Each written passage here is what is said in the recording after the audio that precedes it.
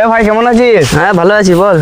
বলছি তুই কাঠের কাজ করিস না? হ্যাঁ, আমার বাড়ির সামনে কাজ আছে, ওটাতে কি কি ফার্নিচার হবে বলে দিবি একটু, চল তো। চল দেখে আসি, চল। চল আয়।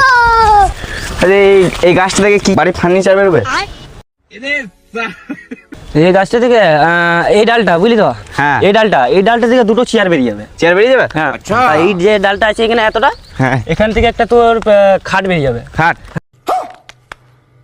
হ্যাঁ ঠিক আছে। আর এই যে গোড়াটা আছে, এই গোড়াটা কাটলে হবে না। কেন? এই গোড়াটা থেকে দুটো চেয়ার বেরিয়ে যাবে, ও, দুটো চেয়ার। আর এই যে ডালটা আছে, হ্যাঁ। এই ডালটা থেকে তোর বিয়ের জন্য দুটো পিড়ে করে দেবো।